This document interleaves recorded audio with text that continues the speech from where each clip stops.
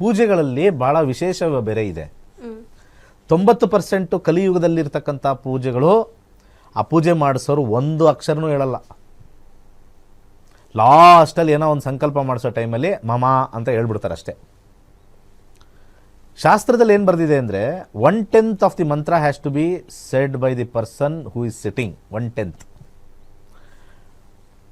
ಮಾಡಿಸ್ತಕ್ಕಂಥ ವ್ಯಕ್ತಿ 100 ಹೇಳಿದ್ರೆ ಇವನು 10 ಮಂತ್ರ ಹೇಳ್ಬೇಕಾದ್ರು ಅವನು ಹೇಳೋದನ್ನ 10 ಟೈಮ್ಸ್.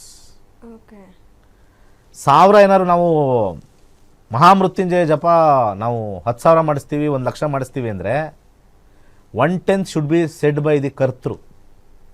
ಪೂಜೆ ಮಾಡಿಸೋರು. ಎಸ್, ಕರ್ತೃ ಅಂದ್ರೆ ಅವರೇ. ಹೌದೌದು. ಯಾರು ಪೂಜೆ ಸುಮ್ಮನೆ ದುಡ್ಡು ಕೊಟ್ಬಿಟ್ಟು ನೀವು ಹೇಳ್ಕೊಳ್ಳಿ ಅಂತಂದರೆ ಅದೊಂಥರ ವಿಚಿತ್ರ ಆಗೋಯ್ತದು. ಅದು ಫಲಿಸೋದೇ ಇಲ್ಲ. 99 ಅಲ್ಲ, 100% ಫಲಿಸಲ್ಲ. ಸತ್ಯನಾರಾಯಣ ಪೂಜೆ ಮಾಡಿಸ್ತಾರೆ ತುಂಬ ಜನ.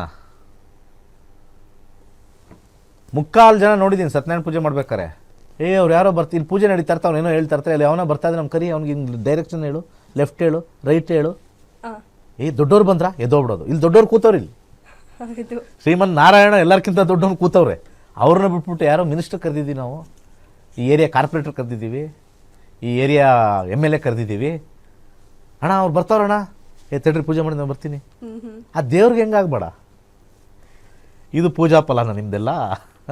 ಇದೆಲ್ಲ ಪೂಜಾ ಫಲ.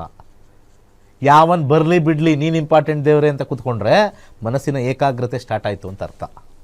ದೇವ್ರೇನು ಎದ್ದು ಬಂದು ನಿಮಗೇನೋ ಹೂನಾರ ಹಾಕಲ್ಲ. ಮನಸ್ಸಿನ ಏಕಾಗ್ರತೆ, ಯಾವುದು ಇಂಪಾರ್ಟೆಂಟು, ಯಾವುದು ರೆಸ್ಪೆಕ್ಟು, ಕಾನ್ಸಂಟ್ರೇಷನ್ನು, ಎಲ್ಲಿ ನಮಗೆ ಅಚೀವ್ ಮಾಡ್ಬೋದು ಅಂತ. ನೀವು ಏನು ಯೋಚನೆ ಮಾಡ್ತಾ ಇರ್ತೀರೋ ದುಃಖನ ಯೋಚನೆ ಮಾಡ್ತಾ ಇದ್ದಾಗ ದುಃಖನೇ ಜಾಸ್ತಿ ತುಂಬಿಕೊಳ್ಳುತ್ತೆ.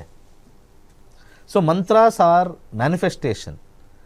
ಇದನ್ನು ನಮ್ಮ ಶಾಸ್ತ್ರದಲ್ಲಿ, ನಮ್ಮ ವೇದಗಳಲ್ಲಿ ಭಾಳ ಹಿಂದೆನೇ ಕೊಟ್ಬಿಟ್ಟಿದ್ದಾರೆ. Whatever you repeat settles down in the medulla oblongata. ನೀವು ರಿಪೀಟ್ ಮಾಡ್ತಾನೇ ಇರೋದು ಸೆಟ್ಲ್ ಆಗುತ್ತೆ. ನಾನು ಆರಾಮಾಗಿರೋಣಪ್ಪ, ನಾನು ಆರಾಮಾಗಿರೋಣ ಅಂತಂದರೆ ಅವ್ನು ಸೋಂಬೇರಿ ಆಗಿಬಿಡ್ತಾನೆ. ಇಲ್ಲ, ನಾನು ಏನಾದ್ರು ಮಾಡೇ ಮಾಡ್ತೀನಿ, ನಾನು ಬಿಡಲ್ಲ, ಏನಾದ್ರು ಮಾಡೇ ಮಾಡ್ತೀನಿ, ಬಿಡಲ್ಲ. ಎಷ್ಟೋ ಜನ ಪೂಜೆ ಆದಮೇಲೆ ಅವ್ರ ಮನಸ್ಸಲ್ಲಿ ಅಂತೀರ ಏನೋ ಒಂಥರ ತೃಪ್ತಿ, ಚೆನ್ನಾಗಾಯಿತು ಪೂಜೆ ಅಂತ. ಅದಕ್ಕೆ ಪಾಸಿಟಿವ್ ಆಗಿ ಹೋಗಿ ವರ್ಕ್ ಮಾಡಿಬಿಟ್ರೆ ಇನ್ನೂ ಚೆನ್ನಾಗಾಗುತ್ತೆ.